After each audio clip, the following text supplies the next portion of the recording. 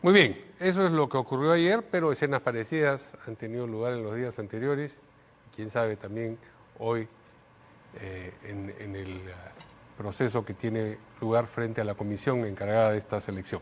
¿Qué tal? ¿Cómo está, señora Arencén? Buenos días. Buenos días, Mario. Muy bien, felizmente. Todavía con el cuerpo poco tenso a raíz A del raíz del temblor temblor. fuerte de anoche. Así Sí. es. Muy bien, pero vamos a este otro temblor, al que está teniendo lugar en el Congreso. Primero, En ¿qué el impresión Congreso. tiene usted acerca de la oportunidad del proceso que está produciéndose con respecto a la selección y eventual elección de magistrados para el Tribunal Constitucional? Mario, en primer lugar, permíteme indicar lo que ya he manifestado antes. Fíjate, nadie puede negar que el Congreso actual Ujú, tiene plenas funciones hasta el día 27 de julio. ujú. En consecuencia, si partimos de ese supuesto, ellos estarían en pleno ejercicio de sus funciones a realizar esta tarea. Sin embargo, en situaciones tan delicadas como esta, no debiéramos preocuparnos solamente por las decisiones que podemos adoptar en el marco de la ley, sino las consecuencias y la razonabilidad de nuestras acciones. Este concurso, Mario, no podemos dejar de tener en cuenta que hacia septiembre, octubre del año pasado fue duramente cuestionado. Ujú. Por otro lado, no olvidemos también que fue declarado suspendido y hace muy poco, entre gallos y medianoche, lo volvieron a activar en la que significa la última fase de evaluación, que es esta de las entrevistas. Ahora, han programado el día lunes, el día de ayer martes y hoy día miércoles, como las fechas para entrevistar a los candidatos que hasta la fecha habrían sido aprobados en sus currículums vitae. Posteriormente a esta etapa de entrevistas, a la que podemos entrar en detalle dentro de un momento, Ujú. la comisión va a tener que elaborar un cuadro de méritos y en el plazo de 5 días hábiles, es decir, ya en la primera semana de julio, remitirlo a la presidencia del Congreso para que la presidencia del Congreso luego agende sesiones del Pleno y pueda ser evaluado cada uno de estos candidatos con el propósito superior de que alguno supere los 87 votos, cosa que en un Congreso tan atomizado como el que tenemos y en una coyuntura como la actual, lo veo muy, muy poco probable que ocurra, Mario. Mm. Sin embargo, las cosas están dadas, el Congreso ha seguido terco y porfiado en esta pretensión, y bueno, la comisión va a terminar funciones. Hoy día acaban las evaluaciones y en 5 días entregan su informe final y Ujú. con eso se acabó la labor de esta comisión también. Y el Congreso decidirá si evalúa o no finalmente, ¿no? Sí, pero vayamos entonces al punto que usted mencionaba, el procedimiento, las preguntas, las evaluaciones que se están haciendo y también las respuestas que se está obteniendo de parte de los candidatos. ¿Cuál es la impresión que tiene usted o en qué consiste la impresión que tiene usted al respecto?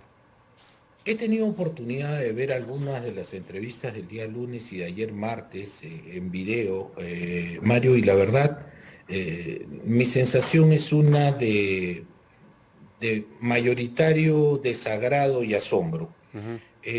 Esta fase de entrevistas tiene como propósito evaluar la solvencia e idoneidad moral de los candidatos, luego la trayectoria profesional y la proyección personal. Las preguntas que hasta el momento he podido rescatar, muy pocas se encuadran dentro de lo que está previsto evaluar en el reglamento. Eh, Dos o sí, no más de dos diría yo, no más de dos candidatos me han agradado, Ujú. pero el resto hasta ahora, francamente, pobres en sus respuestas y pobres también las preguntas de los congresistas. Sí. Y en este último punto, Mario, probablemente tengamos que hacer una reflexión.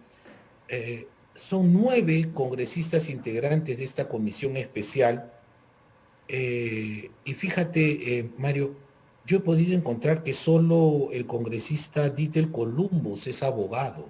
Mm. El resto no son abogados. Entonces, poco podrían aportar con interrogantes que puedan hacernos ver condiciones jurídicas Mm. para ocupar una magistratura tan importante.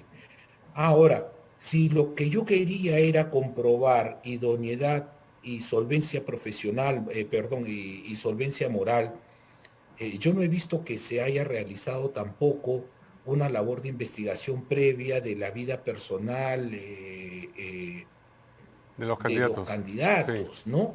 Entonces ahí creo que hay una debilidad mm, muy grande y eso me sorprende sobremanera. sí. Luego, estos son tiempos muy duros en los que, por ejemplo, vi preguntas en las que se le decía, ¿usted qué haría frente a la segunda ¿Le vuelta, parece por que en ejemplo? algunos casos ha habido preguntas que suponen adelanto, cuya respuesta supone un adelanto de Sí, opinión sobre lo que podría sí, tener entre manos próximamente el Tribunal Constitucional?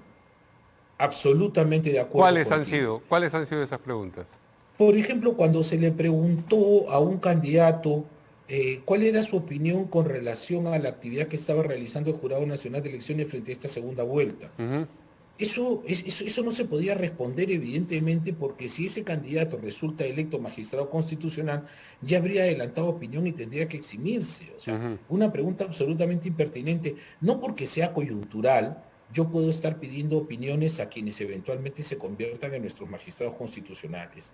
Entonces, aquello, francamente, en total desacuerdo con ello, ¿no? Mm. Luego, algo, Mario, que se ha venido cuestionando desde siempre son el cumplimiento de estándares mínimos. Fíjate, Mario, la primera etapa de este proceso ha tenido que ver con la presentación de currículum vitae.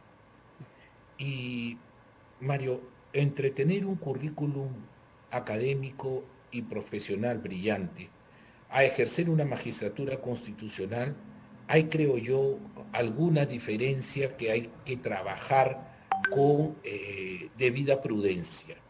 No dudo que hay que estar perfectamente formado académicamente, no lo dudo. Sin embargo, creo que también la experiencia profesional, por ejemplo, preguntarle a un magistrado cuántos procesos constitucionales usted ha defendido directamente, alguna vez ha estado comprometido en alguno de ellos, ¿cómo se resolvió el proceso? Mm, ¿Usted ha sido abogado en algún proceso sí, constitucional? ¿Cuál fue el argumento de su defensa? Explíquenos la teoría del caso. Entonces, han habido oportunidades que creo yo se han desperdiciado sí. y estamos allí cojos sin tener la oportunidad de evaluar correctamente. No Sí, dudo ha de dicho, las cualidades que puedan tener algunos, ¿no? a propósito de eso mismo, ha dicho usted que no más de dos le han parecido idóneos Sí. o adecuados. ¿Podemos saber cuáles son esos dos candidatos? Tengo varios amigos en esa lista, Mario, si me permites, quisiera guardar reserva de los nombres. Sin Mm, embargo, ahí hay nombres que destacan por la experiencia, la trayectoria. Mira, Mario, el círculo de abogados es una sí, cofradía, entonces nos conocemos, sabemos quién es quién y de quién coge a cada quien. sí. Entonces, yo de esta lista, la verdad, si me permites, 17 candidatos, me parece 17 que son candidatos son los que están pasando 17 esta etapa candidatos, de la mira, prueba, sí. yo difícilmente entre ellos puedo reconocer a 3 o 4, el resto Mm. para mí no me suenan de Los nada, que, te lo confieso. de acuerdo con la información que tiene la prensa, mayores probabilidades de alcanzar una votación importante, dice el comercio, no suficiente, pero sí importante, son el señor Hackanson y el señor Calle, que ya estuvo en el Tribunal Constitucional. Eh, Esos quizás serían los dos candidatos que podrían llegar a reunir los 87 votos. De producirse esto, ellos reemplazarían a quiénes, a los que tienen más tiempo el mandato vencido, supongo. Esa es una discusión muy vieja en el Tribunal Sí. Constitucional y, por ejemplo, varios de ellos fueron elegidos en la misma fecha. Ujú, Entonces la pregunta que se han hecho siempre es, bueno, supongamos que los más antiguos se vayan primero, pero los que son elegidos en la misma fecha, ¿quién se va? Luego se han utilizado argumentos como se va el que tuvo menos votos A se la hora va. de ser elegido. ¿Me dejo entender? Sí, sí, claro. Claro, uno, por ejemplo, tuvo 91 votos, el otro Claro, entendemos, 88, sí, entonces se va, ¿no? Eso sería. sí. Pero una vieja discusión No que ha está, durado mucho tiempo, no está resuelta. no, aún no que yo sepa. ¿Quién es Pero el más sí, antiguo de los sí, que está en este momento eh, con el mandato vencido? ¿Sabe usted, no? yo creo que 5 de ellos fueron elegidos en la El misma mismo día. fecha. Ahí está Miranda, ahí está Ledesma, ahí está Espinosa, Ramos, y sí, me parece que el propio Blume también está allí. Mm. Salen de esta figura Ferrero y Sardón, perdón. Sí, ¿Y sí, sí, quién resuelve en última instancia? Digamos que se elige uno o dos o tres magistrados, el pleno. y es decir, estos están elegidos y tienen que entrar. ¿Quién determina cuáles son los que salen? Si no lo ha precisado antes el Pleno, le correspondería al Congreso de la República, que es el que lo elige, tiene que ser naturalmente el que lo saque, ¿no? Ujú. Presumo que así sea, en mi opinión debería ser así, salvo que el Tribunal de Constitucional en Pleno ya haya establecido un Un orden de mecanismo. prelación, Ujú. que sería lo más ideal, ¿no? Ojalá que haya ocurrido así, naturalmente. Ahora, ¿usted entiende que es difícil que alguno de los candidatos reúna los 87 votos? Muy difícil. Tenemos un Congreso muy atomizado. Fíjate, Mario, esta comisión, la sola comisión, está representada por congresistas de Acción Popular, Unión por el Perú, Alianza para el Progreso, FREPAP, Ujú. Fuerza Popular, Podemos Perú, Somos Perú, 7 agrupaciones representadas allí. Sí. Y el Congreso vigente también lo tiene. Por lo demás, este Congreso no ha mostrado vocación anterior de poderse unir en causas, ¿no? Entonces yo dudo que lo hagan en esta oportunidad. Lo dudo, seriamente lo dudo. Ahora, esta comisión, Mario, como repito, probablemente termine funciones ya la primera semana de julio. Sí. Luego se tendrían que programar entre la primera semana de julio y la última semana de julio, contando las semanas de representación parlamentaria, y esto que ya todo el mundo lo conoce, ¿no? O sea, a fines de periodo parlamentario las actividades ya son más de tipo social también. Sí. Reunirlos en pleno para que elijan y para que de esos se sumen 87 No votos, luce verosímil. muy poco probable. Yo no Sí. creo que sea probable. Ahora, Ahora, sí, la tarea termine, quedará sí. allí, ¿no? Y a propósito de eso, si uno mira la composición del Congreso que se estrena el 28 de julio, que ya la conocemos, tampoco es muy fácil encontrar la aritmética que permita sumar 87 votos. En efecto. En Entonces, ¿qué va efecto, a pasar? Mario, y Vamos a vamos a seguir tener... con magistrados con el mandato recontra vencido presentes en el Tribunal Constitucional. Sí, fíjate, Mario, el Congreso que viene va a tener hasta 10 agrupaciones políticas en su interior. Ujú. Ahora, sabemos que son bastante complicados los ejercicios de coordinación al interior de estas bancadas. En consecuencia, yo sigo creyendo que sumar 87 votos en el siguiente Congreso será igual de difícil. Ujú. No es lo más idóneo que nuestro colegiado constitucional actual tenga ya 6 magistrados con periodo vencido hace más de 2 años. Sí. Bien, Pero sí, mejor con ellos que sin ellos de momento, Mario, por lo por menos, ¿no? supuesto. Esperamos que se puedan iluminar y encontrar fórmulas de solución en el Congreso, que ya existen voces también, Mario, según las cuales el mecanismo de elección de nuestros magistrados debería cambiar y no concentrarse en manos de un Congreso netamente politizado, ¿no? Bueno, pero eso requeriría, me imagino, de un cambio en la Constitución, Una reforma para constitucional la que se necesitan eventualmente para... 87 votos también, de manera que seguimos entrampados en en la misma aritmética que hace difícil. Finalísimamente, porque se nos acaba el tiempo, ¿qué piensa de esta Encantado. interpretación que se ha aprobado en la Comisión de Constitución sobre la cuestión de confianza, ya que no se logró precisamente el cambio constitucional al respecto? Yo creo que esta no es más que una interpretación auténtica de aquellas que ya conocemos. Se había planteado una reforma, la reforma no ha alcanzado los votos y en consecuencia la interpretación no tendría que hacerle el Congreso de la República.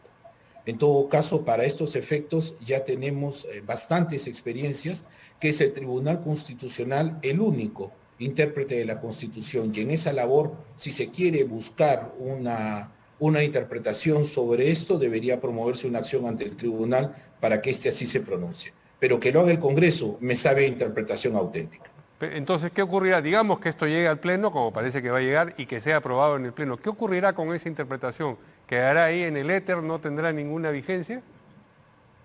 Bueno, efectivamente, si la interpretación del Congreso tuviese algún efecto, tendría que promoverse una reforma constitucional. De otra manera, no es posible tenerla en cuenta. Esto salvo, insisto, que se promueva algún tipo de proceso constitucional que active al Tribunal Constitucional para que esta interpretación él mismo la realice vía jurisprudencial. Pero de momento, más allá de un gesto político, yo no le encuentro ninguna fortaleza. Muy bien. Muchas gracias al Gracias a ti, exministro Mario. de Justicia, Gustavo Adriancén, por la entrevista. Buenos días. Buen día. Hasta luego. Y vamos a recordarles antes